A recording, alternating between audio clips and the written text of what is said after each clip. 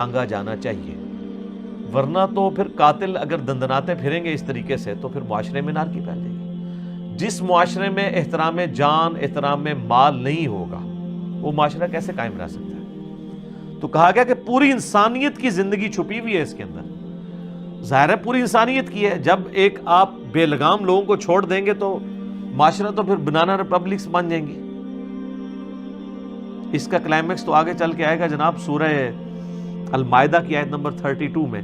کہ جس نے ایک جان کو ناحق قتل کیا گویا اس نے پوری انسانیت کو قتل کر دیا، اور جس نے ایک جان کو بچا لیا، اس کی زندگی بچا لی، گویا پوری انسانیت کو بچا لیا۔ سورہ النساء کے اندر آئے گا کہ جو شخص بھی جان بوجھ کے کسی کو قتل کرتا ہے نا، اس کی جزا ہمیشہ کی جہنم ہے، ہمیشہ کی جہنم۔ یہ قتل کا معاملہ بڑا کرٹیکل ہے جناب۔ سنن ابی داؤد میں حدیث ہے، نبی علیہ السلام نے فرمایا اللہ تعالیٰ یا تو شرک کو معاف نہیں کرے گا، یا پھر اگر کسی مؤمن کو کسی نے ناحق قتل کیا یہ گناہ معاف نہیں کرے گا، اس کے سوا جتنے گناہ وہ چاہے گا معاف کر دے گا۔ لہٰذا یہ جو آیت ہے نا سورہ النساء میں آیت نمبر 48 اور 116 جو 2 دفعہ آئی ہے، ان اللہ لا یغفر ان یشرک بہ ویغفر ما دون ذلک لمن یشاء،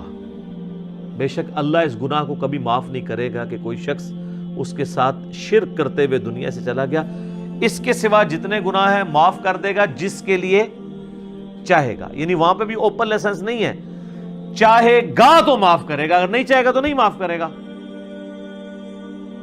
تو وہ کون سا ایسا گناہ ہو سکتا ہے کہ جو وہ نہ چاہے کہ معاف کیا جائے؟ وہ قتل ناحق ہے۔ صحیح بخاری میں حدیث ہے، جس نے ایک ذمی کافر کو بھی ناحق قتل کر دیا، یعنی جو اسلامی حکومت میں ٹیکس دے کر رہ رہا تھا، تو ایسا مسلمان جنت کی خوشبو بھی نہیں پائے گا، حالانکہ جنت کی خوشبو 40 سال کی مسافت سے آ رہی ہوگی۔ یعنی قیامت کا 50,000 سال کا دن ہے قرآن میں آئے، تو اس 50,000 سال میں جب 40 سال باقی رہ جائیں گے نا تو جنت کی خوشبو آنا شروع ہو جائے گی، لیکن اس شخص کو جنت کی خوشبو بھی نہیں آئے گی جس نے کسی کافر کو ناحق قتل کر دیا کسی اسلامی حکومت کے اندر۔ بخاری اور مسلم دونوں میں حدیث ہے، قیامت والے دن سب سے پہلے جس مقدمے کا فیصلہ ہوگا وہ قتل کا مقدمہ ہے۔ جامعہ ترمذی میں حدیث ہے، نبی علیہ السلام نے فرمایا کسی شخص کا ایک مؤمن کو قتل کرنا اللہ کے نزدیک ایسا ہی ہے گویا کہ وہ پوری دنیا کو تباہ و برباد کر دے۔ ترمذی اور ابن ماجہ میں حدیث ہے، موقوفن بھی ہے اور مرفوعن بھی ہے، موقوف روایت زیادہ مضبوط ہے، کہ عبداللہ بن عمر کہتے ہیں کہ اے کعبہ تیری خوشبو بڑی اچھی ہے، لیکن ایک مومن کی دل کی حرمت اللہ کے نزدیک تجھ سے بھی زیادہ ہے۔ ابو داؤد میں حدیث ہے کہ قیامت والے دن مقتول اپنے قاتل کو پیشانی کے بالوں سے گھسیٹتا ہوا اللہ کے عرش کے قریب چلا جائے گا، اتنا وہ اللہ کے قریب ہو جائے گا اس حال میں کہ وہ مقتول اس کی رگوں سے خون بہہ رہا ہوگا، اور اس نے اپنے قاتل کو پیشانی کے بالوں سے یوں گھسیٹ رہا ہوگا اور کہے گا یا اللہ اس نے دنیا میں مجھ سے زندگی چھینی تھی، مجھے آج بدلہ چاہیے۔ ظاہر ہے سبب تو وہی بنا نا، ویسے تو انسان کی زندگی مقرر ہے جتنی ہے، لیکن جس کے تھرو ایگزیکیوٹ ہو رہی ہوتی ہے اس نے تو اس جرم میں یعنی بدلہ تو اس سے لیا جائے گا۔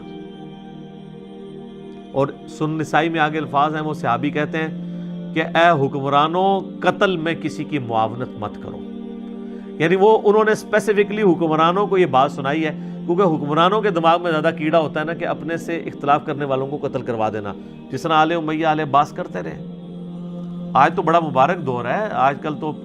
یعنی آپ پرائم منسٹر کو گالیاں بھی نکالتے رہتے ہیں تو وہ کوئی نہیں مارا جاتا بندہ، لیکن جب بادشاہت کا دور تھا اس وقت تو وہ اختلاف رائے پہ بھی قتل کر دیتے تھے۔ تو قتل کے اوپر معاونت نہ کرو، یعنی جو حکمران ہیں ان سے پوچھا جائے گا ایکسٹرا جوڈیشل کلنگ ماورائے عدالت قتل کے اوپر، یہ بہت سینسٹیو ایشو ہے، لوگ اسے بڑا ہلکا جان رہے ہوتے ہیں، لیکن اللہ تعالیٰ کے حضور یہ بہت ہی سخت معاملہ ہے۔ قل اعوذ باللہ تعالی، اللہ تعالیٰ ہمیں محفوظ رکھے اس معاملے میں، آمین ثم آمین۔